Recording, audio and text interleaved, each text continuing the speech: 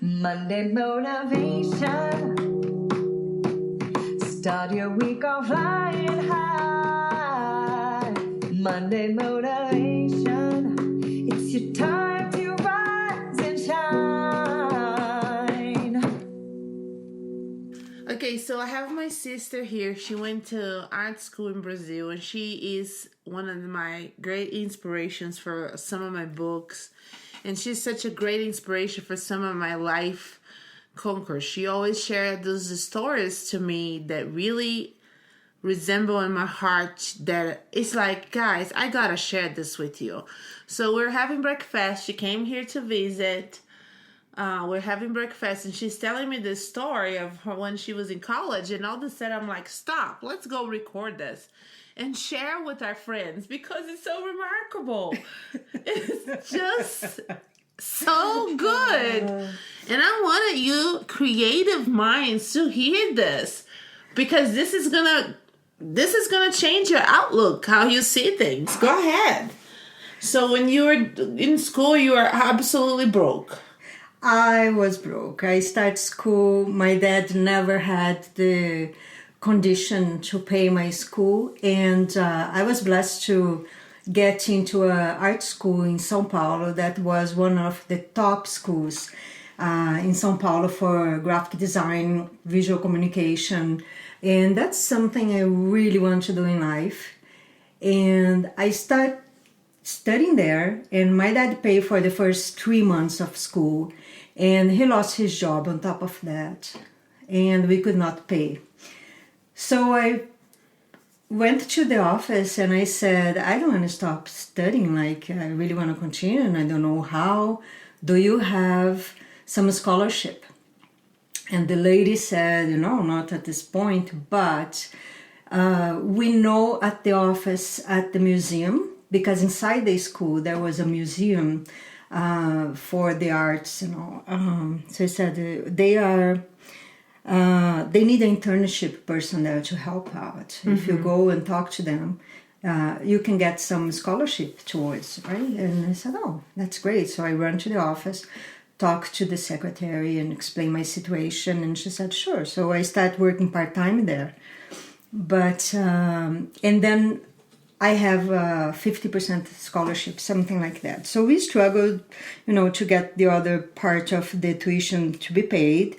But also the thing is, because this was a school art, we have lots of art projects. Like we have to do metal sculpture and wood sculptures. And we have a technical design where you learn to draw plants and the structures. And what I was telling you is that we need some very specific and expensive materials to do the course.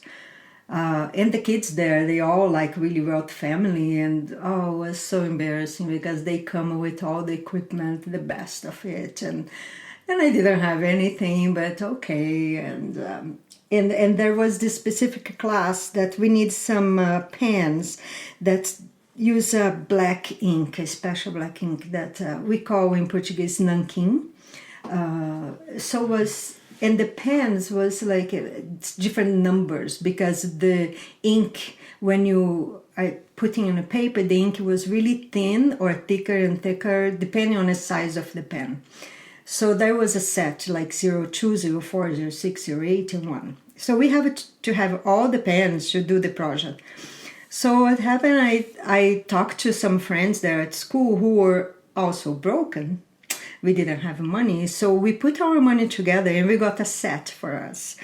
So we did the whole classes with the same set of pen between the three of us. Wow. And we always did the work together, the project. We sit down on the school and, I need a 02, oh, here it is. I need a 04, here it is.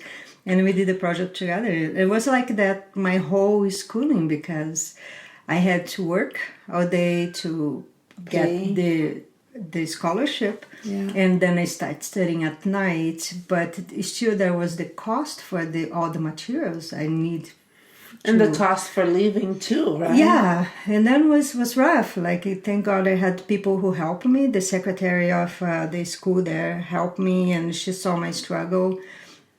And there was a time that I didn't have money for food. I was working all day without eating anything. And at night, went to school, and I was blessed that this secretary girl, she had an ankle, had an empty little bedroom apartment, and he let me be there, living there for free, pretty much. Wow. So I went to the apartment at night, and I didn't have any food, but I bought some breads. Like in Brazil, we have the bakeries. So I bought some breads because it was like 20 cents, for one loaf of bread. So I bought 2 breads and brought home, and then I put in the oven and make toast, and that was my supper, like toast with tea. Right. Because also tea, right? Tea was cheap. $1 a box of tea. So that was my food for the whole week, So it was hard. But I had that goal. I want to do my schooling. I want to finish my college. I love what I did. And no matter what, I was determined to finish and to go through. And you did. And I was talking the other day with a girl, and it's okay, you do, like, it's hard, but you have to push through because you see the future, right? You want to do something for you, you want to grow, and you want to do something better. And that's why motivate me. Have a dream, and you see the dream you will have at the end of your life. So, Raquel is my adopted sister. She is one of the person that encourages me to love art. Like I said, you guys will see all the stories in a book. I promise you that. You will see those stories in a book, but it's remarkable to know that when you want something, you go through struggling, but you still find a way to share with other people in that situation. But I think that develops you stronger for different situations. You see different. You look for resources in a different way. If you had everything in your hand, you might just get used to that. Yeah, that's true. Now I think when you lack something, you always look for something else, and then you move yourself to really do and to conquer what you need and to conquer your dreams. And you cannot give up. And you have to have that dream set in your mind. Yeah. Like, I have really a mindset, I will finish my school because I love it, and I will get a job, and I will, do what I love. Yeah, you did, and you did. Now, as a few years has passed, you had a dream to go to a different country and live a life in a different country. How long you have been in Canada? I'm in Canada for 24 years now. Wow. And you went through some very hard time at the beginning. Yes, took me 7 years to get a visa to go to Canada. I forgot that part of the story. that part of the story. That is just an intense drama movie right there. If Hollywood needs a story to sell in the movie theater, here we go, Hollywood. We got you.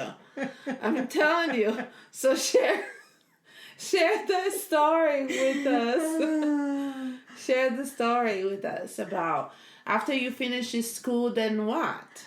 I worked for many years in some advertising agencies in Brazil, but life there was hard, and you work, and you have never anything. Yeah.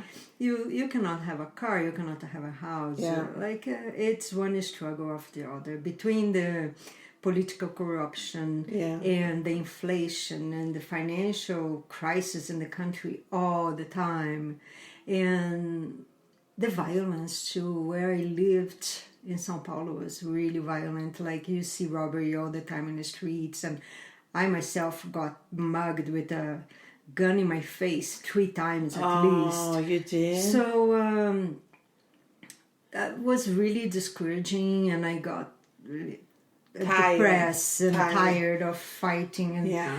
I said I need to do something else. And happens that I had an aunt living in Canada, and she said, "Come and visit." Yeah. And I started praying about, and but for many years I tried to get a visa. I tried to go as a tourist and was denied, and as an immigrant, and as a teacher, and as a babysitter, and as an immigrant again, and a visitor again. Like, I tried so many times. I have to pretend I lost my passport 3 times. So and you always had to pay again. always pay, make all the paperwork. Like at the consulate, they have a file huge for me, because all the time I try something, like go as a teacher. So I have to print all my certificates as a teacher, and Oh my all the gosh. courses I did towards the kids. And Oh my gosh. so it was a huge ordeal.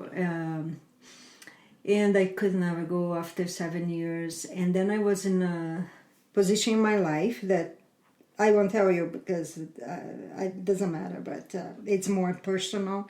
That's okay, I don't have to tell you. But I was in a position in my life where I pray really hard to God, and I said, "God, you have to do something. If you don't move, and if you don't take me away from here, it will be bad. Like, I will do something wrong, you know." And I pray really with my heart open, and I heard the voice of God in my heart say, "Go to Canada." Again, and you're like, oh my gosh, after 7 years. Exactly. Yeah, so yeah. many times, and for 7 years I was trying.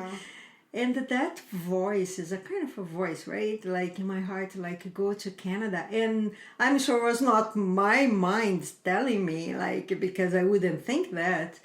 And I stopped and I said, "Are you serious, God? Like, after everything I tried, like," and that voice again, "Go to Canada." And I said, "Oh man." So I said, "Okay, if you are telling me to go, I guess I will try again. And you have to do the thing. Like, I am out of my trying time. Right, like, I don't know right. what else to do." So I even spoke with my sister, and I said, my other sister, and I said, "God told me to go to Canada.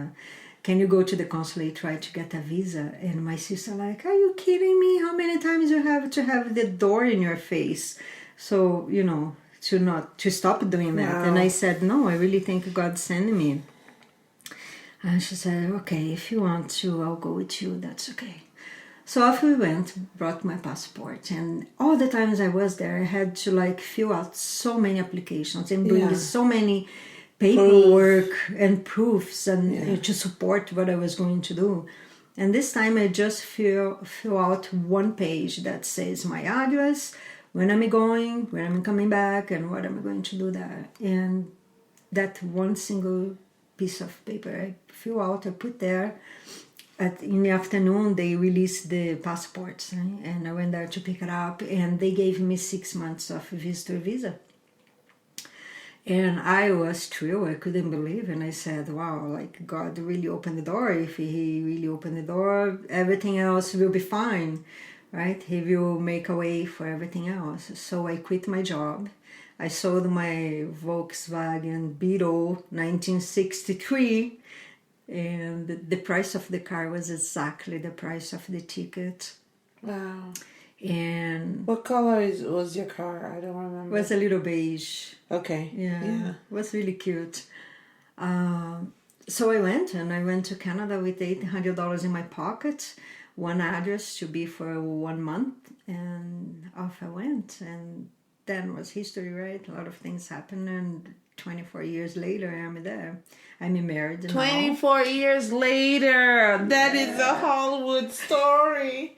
So now I have a husband, a Canadian guy, and I have a daughter, 19 years old. Beautiful. That's the best thing in my life.